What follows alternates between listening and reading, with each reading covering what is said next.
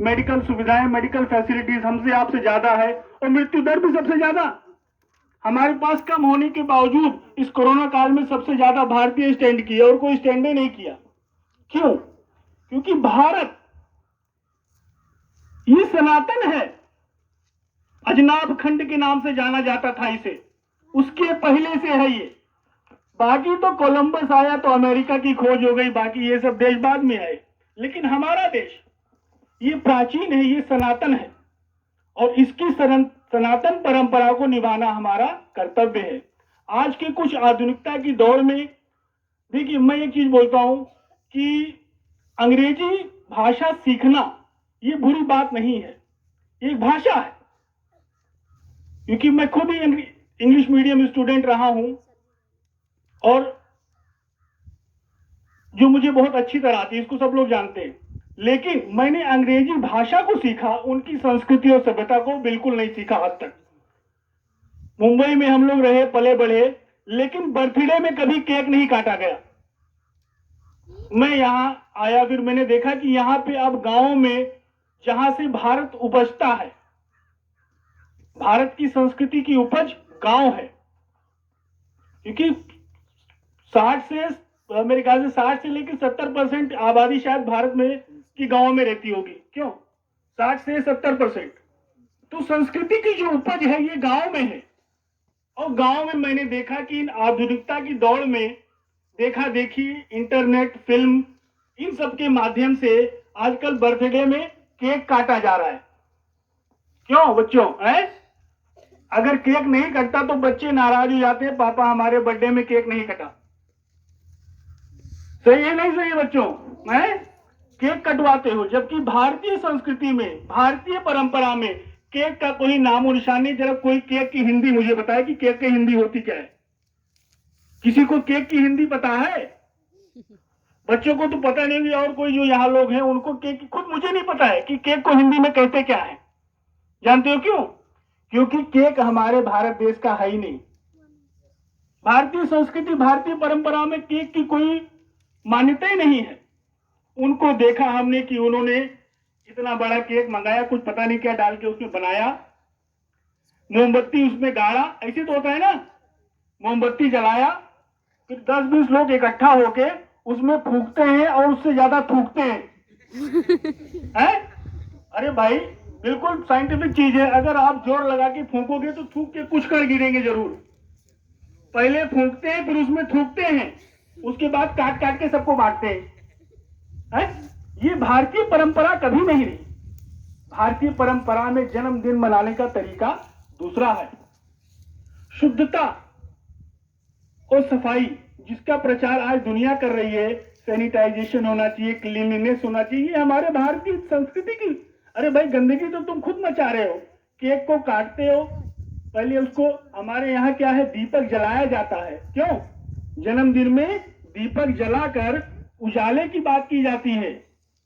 और उनके यहाँ क्या है, जल रहा है, प्रकाश दे रहा है, उसको बुझाओ, पहले उसको फूंको, फिर उसमें थूको, फिर सबको बांटो। ये हमारे भारतीय संस्कृति का भाग नहीं है। आज के दिन गणतंत्र दिवस है, बहुत पावन पर्व है, राष्ट्रीय पर्व है। मैं आप सभी लोगों से निवेदन करना चाहता हूं, सविनय निवेदन, यहाँ उपस्थित जितने लोग हैं, यहाँ दूर दूर तक इस माइक के माध्यम से, आज इनका माइक भी बढ़िया चल रहा है, मेरे हाथों में आने के बाद पता नहीं क्या बात है, तो अभी बीच बीच में छोड़ रहा था ना। अच्छा, सही वाली है, ठीक।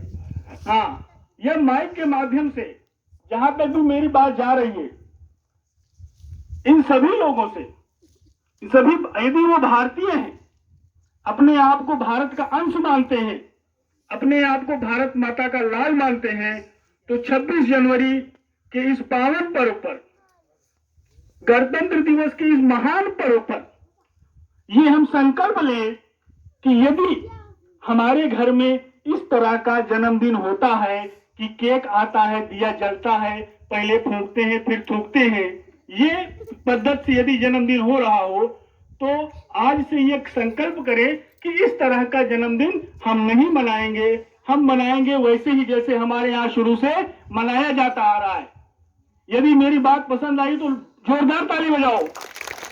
यदि संकल्प मन में ले लिया हो कि आज के बाद हम अपने भारतीय संस्कृति, हम अपनी सनातन संस्कृति के अनुसार ही अपना जन्मदिन मनाएंगे। अपने पापा को, मम्मी को केक के लिए दबाव नहीं बनाएंगे। यदि ये मन में संकल्प ले लिया हो तो जोरदार ताली हो जाए एक बार। ठीक, बहुत अच्छे, बहुत बढ़िया। और मुझे आशा है कि जिन्होंने भी ताली बजाई है इनके यहाँ केक तो नहीं आएगा है? अरे भाई, लड्डू मंगाइए, पेड़े मंगाइए, दिए जलाइए, सबको बांटिए, जन्म दिवस मुबारक हो। है हैप्पी बर्थडे फिर टू करके थूकता है उसमें है? ये कोई तरीका है? भारतीय संस्कृति इसीलिए जिंदा है। अच्छा, और दूसरा पॉइंट जो आज मुझे बोलना था, वैसे मैं बोलना नहीं चाहता, आज मंगलवार है, लेकिन अब ना का बोल दी भाई कुछ। दूसरी बात, बहुत गौर कीजिएगा, जो मेरी हर बात में बात होती है, जैसे कि हर केले के पात में बात में पात, वैसे समझो मेरी बात में हर बात में कोई बात। दूसरा पॉइंट, अभी उसके पहले मैंने एक वीडियो भी वायरल किया था। 1 जनवरी हम आप सभी छोटे बड़े, यहां तक कि मैंने वेल क्वालिफाइड लोग, कुछ संस्कृति से जुड़े लोग, कुछ धर्म से जुड़े लोग, ऐसे लोगों ने भी 1 जनवरी को हैप्पी बर्थडे का बहुत सारा मैसेज वायरल किया। वो हैप्पी न्यू ईयर, 1 जनवरी को हर साल हैप्पी न्यू ईयर का बहुत सारा मैसेज सबके पास मोबाइल में आता होगा। कोई मिले, भैया happy new year, happy new year. सही है नहीं सही है? क्यों सही है ना? Happy new year. वास्तव में फिर मैं बोलता हूं, फिर बात करते हैं सनातन की। मैं गीत वहां के गाता हूं जहां का मैं हूं, जहां से मेरी उपज है, जिसके लिए हम आज सभी यहां एकत्रित हुए हैं। उस भारत की बात बताता हूं जो सनातन है। सनातन धर्म में, भारत धर्म में 1 जनवरी को कभी नया वर्ष नहीं माना गया। ये हमने आपने उनकी नकल करके 1 जनवरी को हैप्पी न्यू ईयर का प्राविधान चालू किया। पिछले 20, 25, 30 सालों में शुरू हुआ। मेरे पास बहुत सारे मैसेज आए, लेकिन मैंने किसी